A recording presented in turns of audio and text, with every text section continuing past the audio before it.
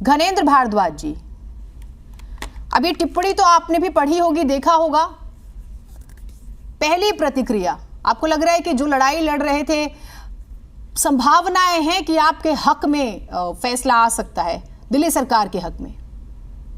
देखिए जीनत जी, हम पिछले 6-7 महीने से लगातार चर्चा कर और हम बार बार यही कह रहे हैं कि देश संविधान से चलेगा, कानून से चलेगा, कायदे कानून से चलेगा, किसी की तानाशाही तुगलकी फरमान से थोड़ी चलेगा कि कोई कुछ भी कह देगा तो जी मैं कॉन्स्टिट्यूशन को नहीं मानता, मैं संविधान को नहीं मानता, मैं कानून को नहीं मानता। अरे जो कायदे कानून एस्टेब्लिश है इस देश के, संविधान और कायदे कानून, उसके हिसाब से चलेगा। और देश का कानून, देश का संविधान ये कहता है, और उसको एक बार नहीं, सुप्रीम कोर्ट, मैं माननीय सुप्रीम कोर्ट का भी धन्यवाद करता हूं, ऑनरेबल चीफ जस्टिस चंद्रचूड़ जी का भी धन्यवाद करता हूं कि उन्होंने देश के संविधान की रक्षा ऐसे समय पर करी जब कुछ ताकतें मिलकर, कुछ फिरकाप्रस्त ताकतें संविधान को कुचलने में लगी हुई थी, कानून को मानने में लगी हुई थी। और पहली बार नहीं, एक बार नहीं, यही एलजी साहब ने जब नॉमिनेटेड काउंसलर करे, हमने बोला कि एलजी साहब आपके पास कॉन्स्टिट्यूशनल राइट नहीं है, यह संवैधानिक निर्णय आप ले रही है, अनकॉन्स्टिट्यूशनल है कि आप दिल्ली की कैबिनेट को बाईपास कर रहे हो, आप यूडी मिनिस्ट्री को बाईपास कर रहे हो, दिल्ली की चुनी सरकार को बाईपास करो। लेकिन एलजी साहब ने कहा नहीं, आई एम द एडमिनिस्ट्रेटर, मैं भगवान हूं, मुझे अमित शाह जी ने बना दिया दिल्ली का भगवान, जो मैं फैसले लूंगा। नहीं, भगवान नहीं कहा। सुनिए, एक सेकंड सुनिए, शब्द थोड़े से मर्यादित रखिए, अपनी बात रखिए आप। भगवान और ये सब क्यों बोलते हैं आप सर? कब कहा उपराज्यपाल ने ऐसा? जीनत जी, उपराज्यपाल का अहंकार सबने देखा है, उपराज्यपाल का, और किस तरीके से इंटेंशनली हम कह रहे थे कि आपको संवैधानिक ड्यूटी मिली है, कॉन्स्टिट्यूशनल ड्यूटी मिली, आप कॉन्स्टिट्यूशनल ड्यूटीज को अपनी निभाइए।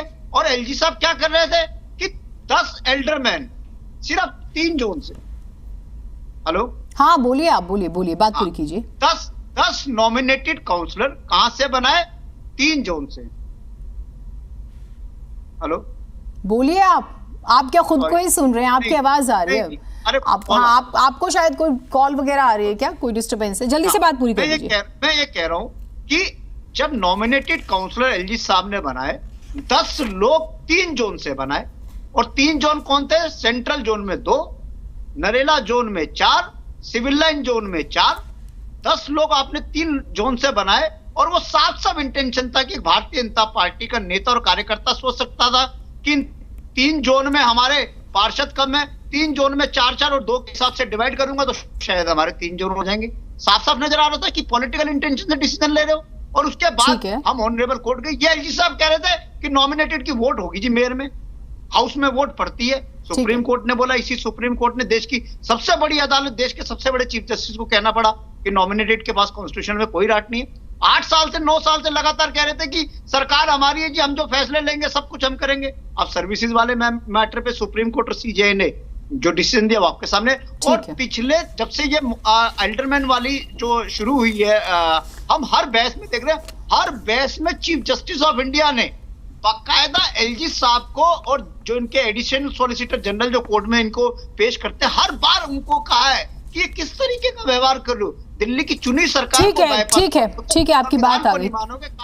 ठीक है, मैं 2 बात और कह रहा हूँ। नहीं सर, अभी बाकी मैं मान, जल्दी से बात पूरी कीजिए फिर। हाँ, देखिए, एल्डरमैन का डिसीजन कोर्ट ने रिजर्व कर लिया, लेकिन कोर्ट की ऑब्जर्वेशन साफ है। कोर्ट ने बाकायदा इस चीज को कहा कि दिल्ली में म्युनिसिपैलिटी जो इलेक्टेड है, जो लोगों ने चुनी है, उसको डिस्टेबल करने के लिए, उसको अस्थिर करने के लिए लेफ्टिनेंट गवर्नर ने जानबूझ के एल्डरमैन नॉमिनेट करे जो अनकॉन्स्टिट्यूशनल है। तो क्लियर कट है कि भारतीय जनता पार्टी के एलजी साहब, ठीक है, आपकी बात आ गई, लगातार असंवैधानिक निर्णय लेते। ठीक है भारद्वाज जी, आपकी बात आ गई। आप एक ही बात को 4 बार कहेंगे तो बदल नहीं जाएगी आपकी बात, मैं समझ गई।